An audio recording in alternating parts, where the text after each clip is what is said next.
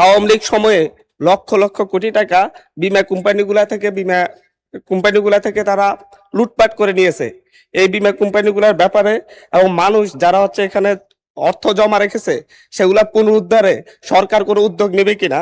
যে অভিযোগ আপনি তুললেন, অলরেডি এর ভিতরেই চেয়ারম্যান এটি ইনভেস্টিগেশন করছে। এরকম যেগুলো কমপ্লেন হচ্ছে সবগুলো ইনভেস্টিগেশন করছে। মাননীয় সদস্য আব্দুল হান্নান মাসুদ, নোয়াখালী 6। মাননীয় স্পিকার, আপনাকে ধন্যবাদ। মাননীয় স্পিকার, আপনার মাধ্যমে মাননীয় প্রধানমন্ত্রীর কাছে প্রশ্ন রাখতে চাই।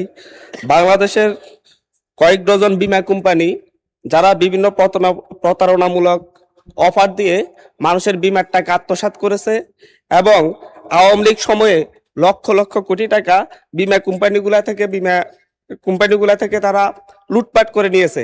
এই বীমা কোম্পানিগুলোর ব্যাপারে এবং মানুষ যারা এখানে অর্থ জমা রেখেছে সেগুলা পুনরুদ্ধারে সরকার কোনো উদ্যোগ নেবে কিনা।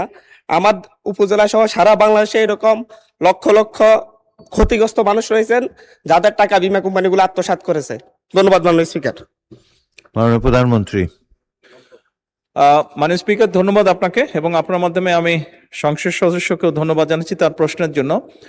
নিশ্চয়ই সংসদ সদস্য আপনার ধারণা আছে, মাননীয় সংসদ সদস্য আপনার ধারণা আছে যে এই যে সকল যে বীমা কোম্পানি এটার যে একটা হেড আছে তাকে ইডরা বলে, এবং আপনি নিশ্চয়ই অবগত আছেন যে ইডরা নতুন একজন চেয়ারম্যান নিযুক্ত করা হয়েছে। আপনার যে অভিযোগ আপনি তুললেন, অলরেডি এর ভিতরেই চেয়ারম্যান এটি ইনভেস্টিগেশন করছে। এরকম যেগুলো কমপ্লেন হচ্ছে সবগুলো ইনভেস্টিগেশন করছে। ইনভেস্টিগেশনটা কমপ্লিট হলে তখন আইন অনুযায়ী আমরা ব্যবস্থা গ্রহণ করতে পারবো। ধন্যবাদ মাননীয় স্পিকার।